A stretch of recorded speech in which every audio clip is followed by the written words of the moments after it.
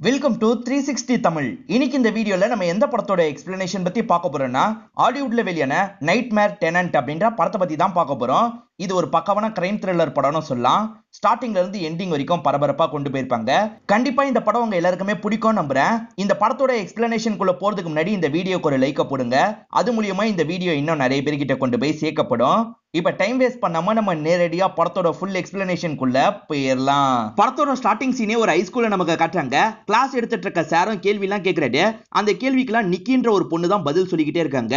எந்த கேள்வி கேட்டாலும் சரி இந்த நிக்கி தான் பதில் சொல்லிட்டு இருக்காங்க. இப்ப கிளாஸ் முடிஞ்சதுக்கு அப்புறம் எல்லா பொண்ணுங்களும் எந்திரிச்சு போயிடுறாங்க. சார் இருக்காரு பாத்தீங்களா, நிக்கி கிட்ட வந்து பேச ஆரம்பிக்கிறாரு. நிக்கிய பொறுத்த வரைக்கும் ஒரு பெரிய யூனிவர்சிட்டியில ஜாயின் பண்றதுக்காக அப்ளை பண்ணிருக்காங்க. கிடைக்குமா கிடைக்காதா அப்படின்ற மாதிரி குழப்பத்துல இருக்காங்க. இவர் என்ன சொல்றாருன்னா, உன் மார்க்குக்கு கண்டிப்பா கிடைக்கும், நீ கவலையே படாதன்னு சொல்லிட்டாரு.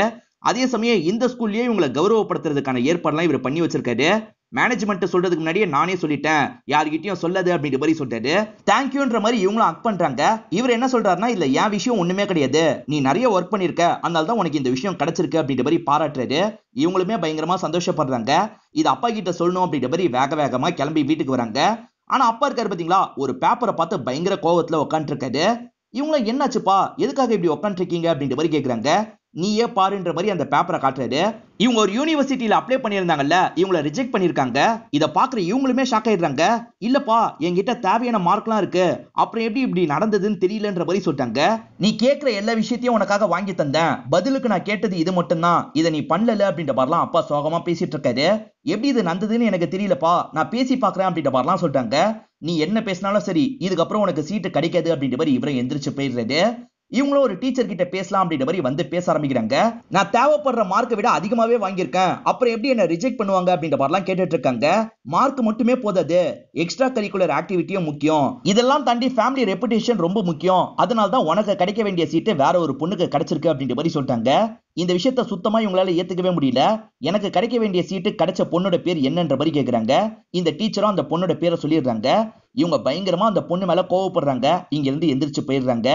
அப்படியே கட் பண்ணி அந்த பொண்ணு நமக்கு காட்டுறாங்க. இவங்க பேரு லெசி அப்படின்றது. இவங்களும் நல்லா படிக்கிற பொண்ணு தான், ஆனா ஈரினை விட மார்க் கம்மியா தான் இருப்பாங்க. இவங்க அம்மா இதுக்கு முன்னாடி அந்த யூனிவர்சிட்டியில படிச்சவங்களா இருப்பாங்க. அந்த அடிப்படையில தான் இவங்களுக்கு சீட்டு கிடைச்சிருக்கு. அம்மாவை பொறுத்த வரைக்கும் சிங்கிள் மாமா தான் இருப்பாங்க. இப்ப டாம்னு ஒரு நபரை டேட் பண்ணிட்டு இருக்காங்க. பொண்ணு போயிட்டா என்ன பண்றது அப்படின்ற மாதிரிலாம் அம்மா ஃபீல் பண்றாங்க. நான் இல்லன்னு ஃபீல் பண்ணாதீங்க, அதான் டாம் அங்கிள் இருக்கார்ல, அதுவும் இல்லாம ஜிஞ்சர் அடிக்கடி உங்களை வந்து பாத்துப்பா அப்படின்ற மாதிரிலாம் சொல்றா. ஜிஞ்சர் யாருன்னு பாத்தீங்கன்னா இவளோட ஃப்ரெண்டா தான் இருப்பா. இவ கிளம்பலாம் நினைக்கும் போது ஜிஞ்சர் இந்த இடத்துக்கு வந்துடுறா. ஏர்போர்ட் வரைக்கும் டிராப் பண்றதுக்காக தான் வந்திருக்கா. இவங்க மூணு பேருமே பேசிட்டு இருக்கும் போது கரெக்டா டாம் இந்த இடத்துக்கு வந்துடுறாரு. இந்த பொண்ணு போக போறல, அதனால வழி அனுப்புறதுக்காக தான் டாம் இந்த இடத்துக்கு வந்திருக்காரு. இப்ப எல்லாருமே சேர்ந்த மாதிரி சந்தோஷமா பேசிட்டு இருக்காங்க. இது எல்லாத்தையும் தள்ளி இருந்து ஈரன் கவனிக்கிறாங்க. நான் இருக்க வேண்டிய இடத்துல நீ சந்தோஷமா இருக்கல, நான் அவ்வளவு சீக்கிரத்துல இதை விட மாட்டேன் அப்படின்ற மாதிரிலாம் ஈரன் இந்த இடத்துல கோவமா சொல்லிட்டு இருக்காங்க. அப்படியே கட் பண்ணி அந்த பொண்ணோட அம்மாவை நமக்கு காட்டுறாங்க. பொண்ணு கிளம்பி போனதுனால சோகமா இருக்காங்க. டாமும் இவங்களும் சமீப காலமா தான் பழகிட்டு இருக்காங்க. இப்ப டாம் இருக்கார்ல, இவங்களுக்கு சமாதானம்லாம் சொல்லிட்டாரு. ரெண்டு பேருமே சேர்ந்த மாதிரி சாப்பிட்டுட்டு இருக்காங்க. இன்னைக்கு நைட்டு இங்கேயே இருக்க முடியுமா அப்படின்ற மாதிரி டாமை பார்த்து இவங்க கேக்குறாங்க. இல்ல இல்ல, இன்னைக்கு எனக்கு ஒரு ஆபரேஷன் இருக்கு அப்படின்ற மாதிரி சொல்லிட்டாரு. சரின்ற மாதிரி இவங்களும் ஏத்துக்கிறாங்க. இவங்க ரெண்டு பேருமே டாக்டர்ஸா தான் இருப்பாங்க. இப்ப டாம் கிளம்பி போயிடுறாரு. இவங்களும் படுக்கலான்னு படுக்கிறதுக்கு வந்துடுறாங்க. ஆனா சுத்தமா இவங்களுக்கு தூக்கமே வரமாட்டேங்குது. இவங்களும் அப்படியே உலத்தெல்லாம் ஆரம்பிக்கிறாங்க. பொண்ணு ரூம்க்கு வந்துடுறாங்க. பொண்ணு திங்ஸ் எல்லாம் பார்த்து இந்த இடத்துல லைட்டா ஃபீல் பண்ணிட்டு இருக்காங்க. ஈரின் பேரு நிக்கி அப்படின்றது, ஆனா மெலிசான்ற வேற ஒரு அடையாளத்துக்கு இவங்க மாறிடுறாங்க. அந்த லெசியை பொறுத்த வரைக்கும் அந்த யூனிவர்சிட்டியில சீட்டு கிடைச்சதுக்கு அவங்க அம்மாவோட ரெப்புடேஷன் தான் காரணமா இருக்கும். உன் அம்மாவோட ரெப்புடேஷனால தானே உனக்கு சீட்டு கிடைச்சது, அந்த ரெப்புடேஷனை டோட்டலா காலி பண்றேன் அப்படின்ற மாதிரிலாம் இவ சொல்லிட்டு இருக்கா. இவ அடையாளத்தை டோட்டலா மாத்தணும்னு நினைக்கிறல்ல, அதனால கண்ணாடி இதுக்கப்புறம் போடக்கூடாது அப்படின்ற மாதிரி கழட்டிடுறா. அதுக்கு பதிலா கான்டாக்ட் லென்ஸை யூஸ் பண்றா. அந்த கெரோல பொறுத்த வரைக்கும் டாக்டரா தான் இருப்பாங்க. அவங்க கிட்ட ட்ரீட்மெண்ட்டுக்காக போய் எப்படியாவது பேச்சு கொடுத்து பழகணும் அப்படின்ற மாதிரி யோசிக்கிறா. இதுக்காக இவளோட கையை இவளே உடைச்சுக்கிறா.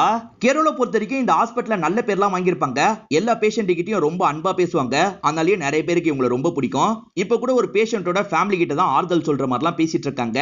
அப்பதான் நர்ஸ் இருக்காங்க பாத்தீங்களா, இந்த இடத்துல ஒரு பேஷண்ட் இருக்காங்க, போய் பாருங்கன்ற மாதிரி சொல்லிட்டாங்க. இவங்களும் பாக்குறதுக்காக அந்த இடத்துக்கு வந்துடுறாங்க. அந்த இடத்தை பார்த்தா ஈரன் தான் உட்காந்து இருக்கா. கேரோலும் எப்படி அடிபட்டது அப்படின்ற மாதிரி கேக்குறாங்க. மாடியில இருந்து தவறி விழுந்துட்டேன், பிராக்சர் ஆயிருக்குமா அப்படின்ற மாதிரி இவ கேக்குறா. பிராக்சர் ஆன மாதிரி தெரியல, எதுக்கோ நம்ம ஸ்கேன் பண்ணி பாத்துருவோம் அப்படின்ற மாதிரி கெரோல் சொல்றாங்க. இவருக்கா பாத்தீங்களா முடிஞ்ச அளவு இவங்க கிட்ட நல்ல விதமா பேசுறா. இவங்களுக்குமே இவ பேசுறதுலாம் ரொம்ப பிடிச்சிருக்கு. இப்ப ஸ்கேன் ரிப்போர்ட்லாம் வந்துருது, செக் பண்ணி பாத்துறாங்க. நான் நினைச்ச மாதிரியே பிராக்சர்லாம் ஆகல, நான் சில மாத்திரைலாம் தரேன், சீக்கிரமே சரியாயிடும் அப்படின்ற மாதிரி சொல்லிட்டு இருக்காங்க. அது சரி, நீ ஸ்டூடெண்டா அப்படின்ற மாதிரி கேக்குறாங்க. ஸ்டூடெண்ட் தான், நான் ஒரு அனாதை ஆசிரமத்துல தான் இவ்வளவு நாள் இருந்தேன், 18 வயசு ஆயிடுச்சுல, இதுக்கப்புறம் உன் லைஃபை நீயே பாத்துக்கோன்ற மாதிரி அனுப்பி விட்டுட்டாங்க.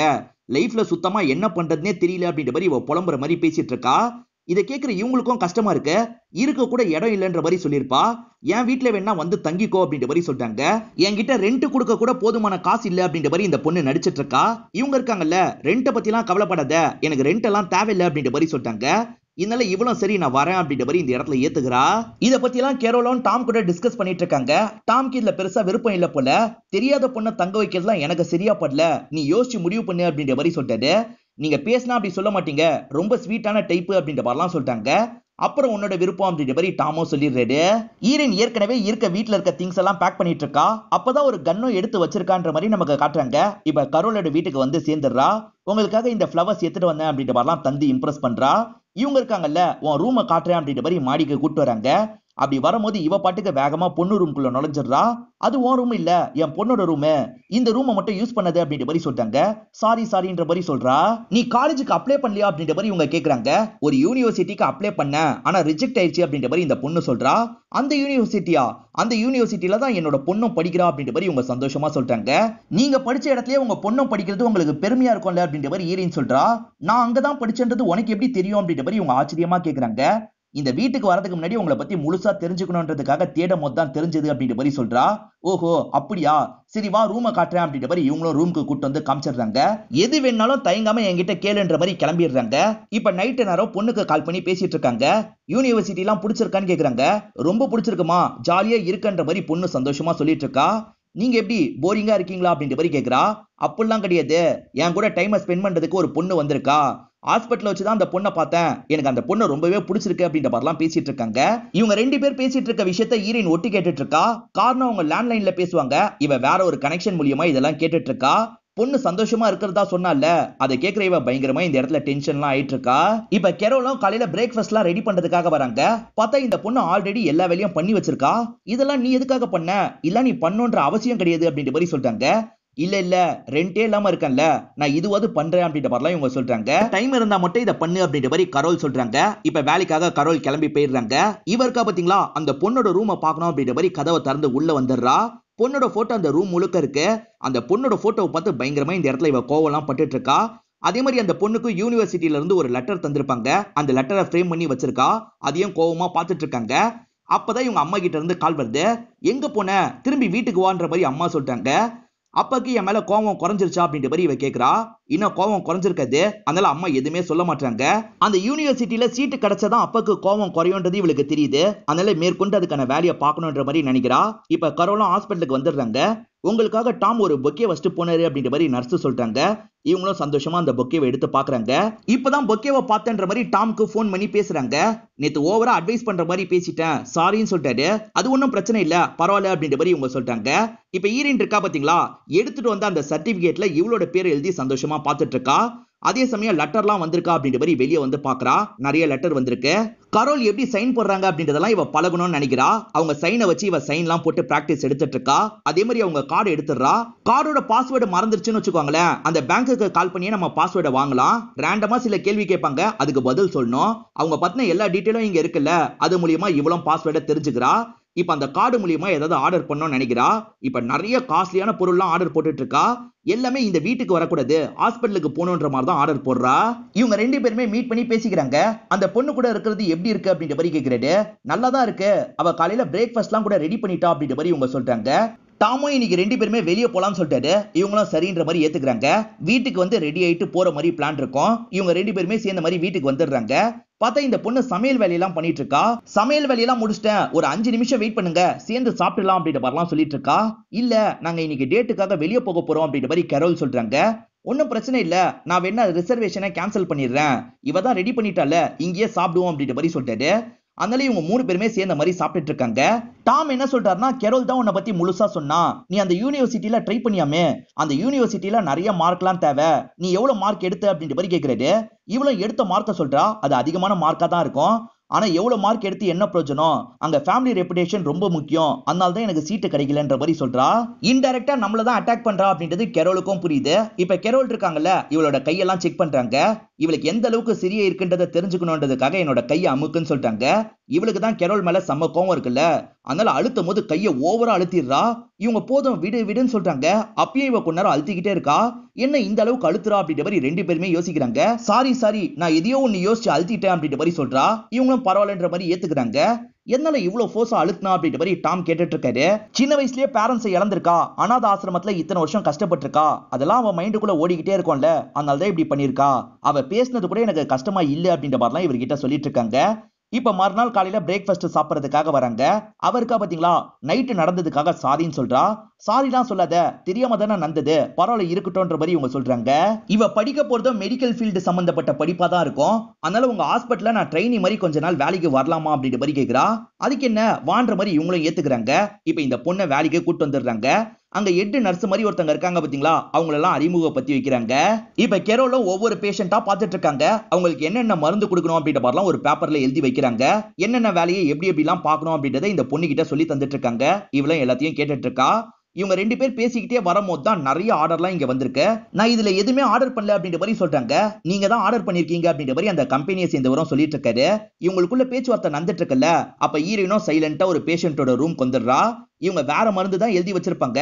ஆனா இவருக்கா பாத்தீங்களா, மருந்த மாத்தி எழுதிடுறா. அவங்க சைனை போட்டுறா. கெரோல கார்டு எங்கன்னு தேடி பாக்குறாங்க. கார்டு மிஸ் ஆகுது.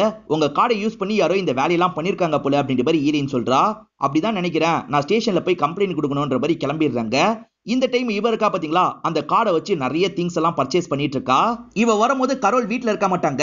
இவளும் வீட்டுக்குள்ள வந்து பீரோல அதெல்லாம் வைக்கலாம்னு நினைக்கிறா. அதுக்குள்ள கரோல் கதவை திறந்துடுறாங்க. இவளுக்கு சட்டுன்னு என்ன பண்றதுன்னு தெரியல. கதவுக்கு அந்த சைடு தான் அந்த பொருள்லாம் இருக்கு. உள்ள வராம இவளும் பேசிட்டு இருக்கா. இவங்களும் கம்ப்ளைண்ட்லாம் கொடுத்துட்டேன் அப்படின்ற மாதிரி நார்மலா சொல்றாங்க. அப்படியா சரின்ற மாதிரி இவளும் கேட்டுக்கிறா. இப்ப நடந்து போயிட்டு இருக்கும் போதுதான் கெரோலும் பொண்ணோட ரூம் கதவு லைட்டா திறந்து இருக்கிறத கவனிக்கிறாங்க. என்ன திறந்திருக்கு அப்படின்ற மாதிரி உள்ள வந்து பாக்குறாங்க. அப்பதான் அந்த சர்டிபிகேட் மிஸ் ஆகுறது உங்களுக்கு தெரிய வருது. இப்ப நேரா ஹீரோயின் ரூம்க்கு வந்துடுறாங்க. நீ அந்த ரூம்க்கு போனியான்னு கேக்குறாங்க. நீங்க போக கூடாதுன்னு சொன்னீங்கல்ல, நாலாம் போலன்ற மாதிரி ஹீரோயின் சொல்றா. இல்ல உள்ள ஒரு சர்டிபிகேட் மிஸ் ஆகுற மாதிரி தெரியுதுன்னு சொல்றாங்க. ஒருவேளை உங்க பொண்ணை எடுத்துட்டு போயிருக்க வாய்ப்பு இருக்குன்ற மாதிரி சொல்றா. அப்படியே இருக்கலான்ற மாதிரி கெரோலும் இங்க இருந்து கிளம்பிடுறாங்க. இப்ப மறுநாள் காலையில இவ இருக்கா பாத்தீங்களா, அந்த டாம் கூட சாட் பண்றா. இன்னைக்கு அவங்க நைட்டு லேட்டா தான் வருவேன்னு சொல்லியிருக்காங்க. என்ன வெளியே கூட்டு போக முடியுமா, உங்ககிட்ட சில விஷயங்களை கேட்டு தெரிஞ்சுக்கணும் அப்படின்ற மாதிரி சொல்றா. இதனால இவரும் சரி கண்டிப்பா வெளியே போலாம் அப்படின்ற மாதிரி ஏத்துக்கிறாரு. டாமும் கெரோலும் வேற வேற ஸ்பெஷலிஸ்டா இருப்பாங்க. இப்ப டாம் இருக்காரு பாத்தீங்களா, வீட்டுக்கு வந்துடுறாரு. மெலிசா சீக்கிரமா வா கிளம்பலாம்னு சொல்லிட்டாரு. இப்ப மெலிசா இருக்காங்கல்ல, ஒரு ஆட்டான ட்ரெஸ்ஸை போட்டு வராங்க. என்ன இந்த ட்ரெஸ்ஸை போட்டிருக்க அப்படின்ற மாதிரி இவர் கேக்குறாரு. ஏன் நான் இந்த ட்ரெஸ் போட்டிருக்கிறது உங்களுக்கு பிடிக்கலையா அப்படின்ற மாதிரி இவங்க கேக்குறாங்க. இப்ப ரொமான்டிக்கா பேசி இவரை வந்து டச் பண்றாங்க. ஆனா இவர் ரொம்ப அனீசியா ஃபீல் பண்றாரு. நீ என்ன பண்ணிட்டு இருக்க, நான் கிளம்பணும் அப்படின்னு போக பாக்குறாரு. நான் தெரியாம பண்ணிட்டேன், கெரோல் கிட்ட சொல்லாதீங்கன்னு சொல்லிட்டாங்க. நான் கண்டிப்பா சொல்லதான் செய்வேன் அப்படின்ற மாதிரி இவரும் கிளம்புறாரு. பிளான சொதப்பிக்கிச்சு, இப்ப என்ன பண்றது அப்படின்ற மாதிரிலாம் இவ யோசிச்சுட்டு இருக்கா. இப்ப கெரோலும் வேலையெல்லாம் முடிச்சுட்டு வீட்டுக்கு வராங்க. பார்த்தா இவ அழுதுட்டு இருக்கா. எதுக்காக அழுதுட்டு இருக்க அப்படின்ற மாதிரிலாம் கேக்குறாங்க. நான் மட்டும் தனியா இருந்தேன்ல, அப்ப டாம் வந்தாரு, என்கிட்ட தப்பா நடந்துக்க ட்ரை பண்ணாரு அப்படின்ற மாதிரிலாம் இவ சொல்லிட்டு இருக்கா. டாம் அப்படி பண்ணாரா, அவர் அப்படிப்பட்டவர் இல்லையேன்ற மாதிரி இவங்க சொல்றாங்க. அவர் தான் இந்த மாதிரி பண்ணாரு அப்படின்ற மாதிரி இவ சோகமா சொல்றா. ஒருவேளை டாம் பண்ணிருப்பாரா அப்படின்ற மாதிரி இவங்களே நம்ப ஆரம்பிச்சிடுறாங்க. டாம் கிட்ட இருந்து இவங்களுக்கு கால் வந்துகிட்டே இருக்கு. இவ முன்னாடி பேசினா இவ தப்பா நினைப்பான்ற மாதிரி யோசிக்கிறாங்க. அதனால காலை எடுக்கவே மாட்டாங்க. இப்பதான் ஹாஸ்பிட்டல்ல இருந்து கால் வருது. இவங்களும் என்ன விஷயம் அப்படின்ற மாதிரி கால் அட்டன் பண்ணி பேசுறாங்க. ஒரு பேஷண்ட் ரொம்ப மோசமான கண்டிஷன்ல இருக்காரு அப்படின்ற மாதிரி சொல்றாங்க. அவர் நல்லபடியா தேறி வந்துட்டாரு அப்படின்ற மாதிரி இவங்க சொல்றாங்க. தேறி வந்தவர் தான், டேப்லெட் மாத்தி தந்ததுனால தான் இந்த நிலைமை, நீங்க தான் டேப்லெட்டை மாத்தி தந்திருக்கீங்கன்னு சொல்றாங்க. எது நான் அந்த டேப்லெட் எழுதி தந்தனா, இல்லன்னு சொல்றாங்க. நீங்க தான் எழுதி சைன் போட்டிருக்கீங்க வாங்கன்ற மாதிரி அந்த நர்ஸ் சொல்றாங்க. இதனால இவங்க இருக்காங்கல்ல பரபரப்பா கிளம்ப ஆரம்பிக்கிறாங்க. இந்த விஷயத்தெல்லாம் இவ்வளவு சந்தோஷமா பாத்துட்டு இருக்கா. கண்டிப்பா நான் அந்த மெடிசன்லாம் எழுதல அப்படின்ற மாதிரி கரோல் சொல்லிட்டு இருக்காங்க. நர்ஸ் இருக்காங்கல்ல, பாருங்க நீங்க தான் சைனை போட்டிருக்கீங்கன்னு காட்டுறாங்க. இது ஏன் ஹேண்ட் ரைட்டிங்கே கிடையாது, வேற யாரோ எழுதியிருக்காங்க அப்படின்ற மாதிரிலாம் இவங்க இந்த இடத்துல சொல்லிட்டு இருக்காங்க. இப்ப இவங்க மேல என்கொயரி நடக்க போது, அதுக்காக தான் வெயிட் பண்ணிட்டு இருக்காங்க. இப்ப பொண்ணு கிட்ட இருந்து கால் வரதுனால பொண்ணு கிட்ட விஷயத்தெல்லாம் சொல்ல ஆரம்பிக்கிறாங்க. டாம் பண்ணாரு பாத்தீங்களா அந்த விஷயத்த சொல்றாங்க. என்னமா சொல்றீங்க, டாம் அங்கிள் அப்படி பட்டவர் இல்லையன்ற மாதிரி பொண்ணு சொல்றா. அதையே தான் நானும் நினைக்கிறேன் அப்படின்ற மாதிரி இவங்க சொல்றாங்க. சரி அவர்கிட்ட பேசுறீங்களா அப்படின்ற மாதிரி பொண்ணு கேக்குறா. இன்னும் பேசல, இப்ப ஹாஸ்பிட்டல்ல ஒரு பிரச்சனை போயிட்டு இருக்கு, இந்த பிரச்சனை முடிஞ்சதுக்கு அப்புறம் தான் பேசணும் அப்படின்ற மாதிரி சொல்றாங்க. சரிம்மா நீங்க பிரச்சனைனா சொல்லுங்க, நான் வரேன்ற மாதிரி சொல்றா.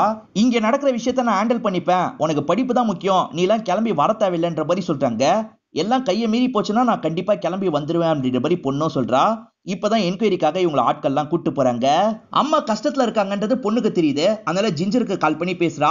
நாளைக்கு காலையில போய் என்னோட அம்மாவை பாருன்னு சொல்றா. அப்படியே கட் பண்ணி மறுநாள் காலையில நமக்கு காட்டுறாங்க. யாரோ கதவை தட்டுறாங்க. யாருன்ற மாதிரி ஈரினும் கதவை திறக்கிறாங்க. ஆன்ட்டியை பார்த்து பேசுறதுக்காக தான் வந்தேன்ற மாதிரி ஜிஞ்சர் சொல்லிட்டு இருக்கா. இப்பதான் ஈரினை நல்லா கவனிக்கிறா. ஈரின் யாருன்றது இவளுக்கு தெரியும் போல. நீ நிக்கி தானே அப்படின்ற மாதிரி கேக்குறா. நான் நிக்கிலாம் இல்ல, மெலிசான்ற மாதிரி இவங்க சமாளிக்கிறாங்க. பொய் சொல்லத, நீ நிக்கி தான், எனக்கு தெரியும் அப்படின்ற மாதிரி இவ சொல்றா. ஆகா இவளுக்கு நம்மளை பத்தி தெரிஞ்சிருச்சு அப்படின்ற மாதிரி இவங்களும் ஷாக்க வராங்க. இவ தப்பிச்சு இங்க இருந்து கிளம்ப பாக்குறா. அதுக்குள்ள இவங்களும் புடிச்சு ஒரு பொருளை வச்சு மண்டிலேயே ஒரு போடு போடுறாங்க. கொஞ்ச நேரத்திலேயே கரோலும் கிளம்பி வீட்டுக்கு வந்துடுறாங்க. ஜிஞ்சர் ஜிஞ்சர்னு கூப்பிட்டுக்கிட்டே தான் வந்துட்டு இருக்காங்க. ஜிஞ்சரா யாருன்ற மாதிரி ஈரினோ தெரியாத மாதிரி கேக்குறா. இல்ல ஒரு பொண்ணு உங்க வீட்டுல பேசுறதுக்காக வரணும்னு சொன்னா வரலையான்னு கேக்குறாங்க. இல்லையே யாரும் வரல அப்படின்ற மாதிரி ஈரினும் நடிக்கிறா. எதுக்காக லேட் நைட்டு கிளம்பி போனீங்க, எது பிரச்சனையா அப்படின்ற மாதிரி ஈரின் தெரியாத மாதிரி கேக்குறா. இவங்களும் ஹாஸ்பிட்டல்ல நடக்கிற பிரச்சனையை பத்தி எல்லாம் சொல்லிட்டு இருக்காங்க. முதல்ல இந்த பிரச்சனையை முடிக்கணும், அதுக்கப்புறம் நான் டாம் கிட்ட பேசணும் அப்படின்ற மாதிரி சொல்லிட்டாங்க. டாம் கிட்ட என்ன பேச போறீங்க, அப்ப நான் சொன்ன விஷயத்த நீங்க நம்பலையா அப்படின்ற மாதிரி இவ கேக்குறா. அப்படிலாம் இல்ல, இந்த மாதிரி ஒரு விஷயத்த டாம் பண்ணிருக்காருல, அதுக்கு நான் கண்டிக்கணும்ல, அதுக்காக தான் பார்க்க போறேன் அப்படின்ற மாதிரி கெரோலும் சொல்றாங்க. டாம் கிட்ட இவங்க பேசினா மாட்டிக்க வாய்ப்பு இருக்கு அப்படின்ற மாதிரி ஈரின் பயப்படுறா. இப்ப கெரோல் இருக்காங்கல்ல படுக்க போயிடுறாங்க. இதான் நமக்கான கேப்ன்ற மாதிரி இவ கார் எடுத்துட்டு கிளம்ப ஆரம்பிக்கிறா. லெசியும் ஜிஞ்சருக்கு கால் பண்றா. கால் போகவே மாட்டேங்குது. ஜிஞ்சர் நீ இந்த வாய்ஸ் நோட்டை பார்த்தனா உடனே எனக்கு கால் பண்ணு அப்படின்ற மாதிரி இவங்களும் வாய்ஸ் நோட்டை மட்டும் அனுப்பிடுறாங்க. இப்ப டாம் இருக்காரு பாத்தீங்களா, ஒரு ஆபீஸை விட்டு வெளியே வராரு. ஏதோ ஒரு ஃபைல பாத்துக்கிட்டே தான் வந்துட்டு இருக்காரு. அப்ப இவங்க இருக்காங்க பாத்தீங்களா, கார் மூலியமா அடிச்சு தூக்கிடணும்னு நினைக்கிறாங்க. அவர் வந்துட்டு இருக்கும் போது சடனா அடிச்சு தூக்கிடுறாங்க. அவர் காயப்பட்ட மாதிரி அந்த இடத்துல விழுந்து கிடக்குறாரு. இப்பதான் நர்ஸு கிட்ட இருந்து கால் வருது. இவங்க இருக்காங்கல்ல வேக வேகமா கிளம்பி டாம பாக்குறதுக்காக ஹாஸ்பிட்டலுக்கு வந்துடுறாங்க. உங்க மேல என்கொயரி நடந்துட்டு இருக்கு, இந்த நேரம் உங்களை உள்ள விடக்கூடாதுன்னு ஸ்ட்ரிக்டா ஆர்டர் கொடுத்திருக்காங்க. நான் டாம பத்தி அப்டேட் சொல்றேன், நீங்க வெளியே வெயிட் பண்ணுங்க அப்படின்ற மாதிரி சொல்றாங்க. டாமுக்கு ஆக்சிடென்ட் ஆகி இப்ப ஐசியூல இருக்காரு, பேசுற நிலைமையில கூட இல்ல. இத பத்தி எல்லாம் இவங்க பொண்ணு கிட்ட சொல்லிட்டு இருக்காங்க. இப்ப பொண்ணு இருக்கா பாத்தீங்களா, ஜிஞ்சருக்கு காலையில இருந்து ட்ரை பண்றமா, காலே போக மாட்டேங்குது, எனக்கு ஒண்ணுமே புரியல அப்படின்ற மாதிரி சொல்றா. நீங்க ரொம்ப கஷ்டப்படுற மாதிரி இருக்கு, நான் கிளம்பி வரவான்னு கேக்குறா. ஒன்னும் பிரச்சனை இல்ல, நான் சமாளிச்சுக்கிறேன் அப்படின்ற மாதிரி அம்மாவும் சொல்றாங்க. இவ பாட்டுக்கு வேலையை கவனிச்சிட்டு இருக்கா. அப்பதான் ஜிஞ்சர் போன்ல இருந்து ஈரின் மெசேஜ் அனுப்புறாங்க. உன் அம்மா ரொம்ப கஷ்டத்துல இருக்காங்க, நீ கிளம்பி வான்ற மாதிரி சொல்றாங்க. இல்ல அம்மா வேணான்ற மாதிரி சொல்லியிருக்காங்கன்னு இவ சொல்றா. உன் அம்மா அப்படிதான் சொல்லுவாங்க, நீ கிளம்பி வா அப்படின்ற மாதிரி ஈரின் அனுப்பிட்டு இருக்கா. ஈரின் ரொம்ப வற்புறுத்துற மாதிரி பேசிக்கிட்டே இருக்கா. இதனால இவங்களும் போனோம் போல அப்படின்ற மாதிரி டிக்கெட் எல்லாம் புக் பண்ணிட்டு கிளம்புறதுக்கு முடிவு எடுத்துடுறாங்க. இவ டாம பாக்குறதுக்காக ஹாஸ்பிட்டலுக்கு தான் போயிட்டு இருக்கா. அப்ப ஜிஞ்சர் போன்ல இருந்து ஈரின் மெசேஜ் பண்றாங்க. உன் அம்மாவும் நானும் வீட்டுல தான் இருக்கோம், நீ வீட்டுக்கு வந்துரு, 3 பேருமே சேர்ந்த மாதிரி போலான்ற மாதிரி சொல்றாங்க. சரின்ற மாதிரி இவ்வளவு வீட்டுக்கு வரதுக்கு முடிவு பண்ணிடுறா. கெரோலு வெளியே தான் வெயிட் பண்ணிட்டு இருக்காங்க. அந்த நர்ஸும் வெளியே வந்து விஷயத்த சொல்றாங்க. இப்பதான் அவர் கண் முழிச்சிருக்காரு, கண் முழிச்சோனே வாங்கிட்டு தான் பேசணும்னு சொல்றாரு அப்படின்ற மாதிரி சொல்றாங்க. இப்ப பேசுறதுக்காக இவங்களும் உள்ள போயிட்டு இருக்காங்க. இந்த சமயம் லெசி இருக்கா பாத்தீங்களா, வீடு வந்து சேர்ந்துடுறா. அம்மா அம்மான்னு கூப்பிட்டுக்கிட்டே உள்ள வந்துட்டு இருக்கா. பதிலே வர மாட்டேங்குது, இன்னும் பதிலே வர மாட்டேங்குது அப்படின்ற மாதிரி அவ ரூம் வந்துடுறா. ரூம் கொந்தவ அங்க இருக்க கபோர்டை ஓபன் பண்றா. அதுக்குள்ள இருந்து ஜிஞ்சர் பொத்துன்னு விழுறாங்க. இவ்வளவு ஷாக்கிங்கா ஜிஞ்சரை பார்த்துட்டு இருக்கா. அந்த கேப்ல ஈரின் இருக்கா பாத்தீங்களா, கையில கன் எடுத்துட்டு வந்து இந்த பொண்ணை இந்த இடத்துல லாக் பண்ணிடுறா. அப்படியே கட் பண்ணி கெரோல காட்டுறாங்க. எப்படி இந்த ஆக்சிடென்ட் ஆச்சு அப்படின்ற மாதிரி டாம் கிட்ட கேக்குறாங்க. நீ நினைக்கிற மாதிரி அவ பேரு மெலிசா கிடையாது, அவ பேரு நிக்கி. அவ உன்கிட்ட சொன்ன எல்லாமே போய் தான், நான் விசாரிக்கும் போது தான் இதெல்லாம் தெரிய வந்தது அப்படின்ற மாதிரி இவங்க கிட்ட சொல்லிட்டு இருக்காரு. இதை கேட்கிற இவங்களுமே பயங்கரமா ஷாக்க வராங்க. அம்மா நான் ஊருக்கு தான் வந்துட்டு இருக்கேன் அப்படின்ற மாதிரி பொண்ணு ஒரு வாய்ஸ் நோட் அனுப்பியிருப்பா. அந்த வாய்ஸ் நோட்டை இப்பதான் கேக்குறாங்க. கேட்டவங்க செம்மையா ஷாக் ஆயிடுறாங்க. உடனே வீட்டுக்கு போனோம் அப்படின்ற மாதிரி வேக வேகமா கிளம்பி இவங்க வீட்டுக்கு வந்துடுறாங்க. இவங்க வீட்டுக்குள்ள நுழையும் போது ஈரின் இருக்கா பாத்தீங்களா, பொண்ணை லாக் பண்ணி வச்சிருக்கா. பொண்ணு லாக் செய்யப்பட்டிருக்கிறத பார்த்தோன்னே இவங்க இருக்காங்கல்ல வேகமா கட்டெல்லாம் கழட்டி விட்டுட்டு இருக்காங்க. அப்பதான் ஈரினோ கன்னோட இந்த இடத்துக்கு வரா. இதை பாக்குற இவங்க ஷாக் ஆயிடுறாங்க. எதுக்காக இதெல்லாம் பண்ணிட்டு இருக்க அப்படின்ற மாதிரி கேக்குறாங்க. நியாயமா பார்த்தா எனக்கு கிடைக்க வேண்டிய சீட்டு என்னை விட கம்மியா மார்க் எடுத்தோ உங்க பொண்ணுக்கு கிடைச்சது, அதுக்கு காரணம் உங்க ஃபேமிலியோட ரெப்புடேஷன், அதை காலி பண்றதுக்காக தான் வந்தேன்ற மாதிரிலாம் இந்த இடத்துல சொல்லிட்டு இருக்கா. அம்மா இவ ஜிஞ்சரை கொன்னுட்டா அப்படின்ற மாதிரி பொண்ணு சொல்றா. இது கொலை பண்ணிட்டியா, ஏன் இப்படிலாம் பண்ணிட்டு இருக்க, நிறுத்து, எதுனாலும் பாத்துக்கலான்ற மாதிரி இவங்க சொல்றாங்க. ஆனா ஹீரோயின் கேட்காம கன்னால ஷூட் பண்றதுக்காக வரா. அதுக்குள்ள அம்மா தடுத்துடுறாங்க. இவ கூட பயங்கரமா சண்டை போட்டுட்டு இருக்காங்க. இந்த கேப்ல பொண்ணு இருக்கா பாத்தீங்களா, அந்த கயரெல்லாம் கழட்டிடுறா. இப்ப 3 பேருமே சேர்ந்த மாதிரி இந்த இடத்துல மாத்தி மாத்தி சண்டை போட்டுட்டு இருக்காங்க. அப்பதான் கன்னு ஃபயர் ஆன சவுண்ட் நமக்கு கேக்குது. யார் மேல பட்டுச்சுன்னு தெரியாத மாதிரி நமக்கு காமிச்சிட்டு இருக்காங்க. அதுக்கப்புறம் தான் பட்டது ஹீரோயின் மேலன்னு தெரிய வருது. ஹீரோயின் பொத்துன்னு கீழே விழுந்துடுறா. இப்ப கூட கெரோல் இருக்காங்கல்ல, என்னாச்சு ஏதாச்சும் பாக்கணும்ன்ற மாதிரி அவளுக்கு ஃபர்ஸ்ட் எய்ட்லாம் கொடுத்துட்டு இருக்காங்க. என் அம்மாவும் டாக்டர் தான், கண்டிப்பா என்ன காப்பாற்ற முடியாது அப்படின்ற மாதிரி சொல்லிட்டு இருக்கா. இல்ல காப்பாத்தலாம் அப்படின்ற மாதிரி இவங்களும் ஃபர்ஸ்ட் எய்ட்லாம் பண்ணிட்டு இருக்காங்க. இப்ப 911க்கு கால் பண்ணி தகவலை சொல்றாங்க. கண் முழிச்சு பார்க்கும்போது ஹீரோயின் ஹாஸ்பிட்டல்ல தான் இருக்கா. இவ உயிரை காப்பாத்திட்டாங்க போல, ஆனா லாக் போட்ட மாதிரி தான் இந்த இடத்துல வச்சிருக்காங்க. இப்ப ஹீரோயின் அப்பாவும் பார்த்து பேசுறதுக்காக வந்திருக்காரு. எதுக்காக இந்த மாதிரிலாம் பண்ணு அப்படின்ற மாதிரி கேட்கிறாரு. உங்க நம்பிக்கையை நான் கெடுத்துட்டேன்னு நீங்க நினைச்சீங்கல்லப்பா, அதெல்லாம் மாத்துறதுக்காக தான் இந்த விஷயம்லாம் பண்ண அப்படின்ற மாதிரி இவ சொல்லிட்டு இருக்கா. அப்பா இருக்கார்ல, இப்பதான் என்னோட நம்பிக்கையை நீ டோட்டலா கெடுத்துட்ட அப்படின்ற மாதிரி சோகமா கிளம்புறாரு. இதை பார்த்து இவ்வளவு ஃபீல் பண்ணிட்டு இருக்கா. அப்படியே கட் பண்ணி நமக்கு கெரோலியும் பொண்ணையும் காட்டுறாங்க. இவங்க 2 பேருமே டாம பாக்குறதுக்காக வந்திருக்காங்க. டாம் ஓரளவுக்கு தெரிய வந்துடுறாரு. இவங்க 2 பேர்கிட்டயும் நார்மலா பேசிட்டு இருக்காரு. இதோடய நமக்கு ஹாப்பியா இந்த படத்தை முடிச்சிடுறாங்க. இந்த படம் உங்க எல்லாருக்குமே பிடிச்சிருக்கோம் நம்புறேன். இந்த வீடியோ உங்களுக்கு பிடிச்சிருந்ததுன்னா லைக் பண்ணுங்க, கமெண்ட் பண்ணுங்க, மறக்காம 360 தமிழ் சேனலை சப்ஸ்கிரைப் பண்ணுங்க. தொடர்ச்சியா இந்த மாதிரி வீடியோக்கள் வந்துகிட்டே தான் இருக்கும்.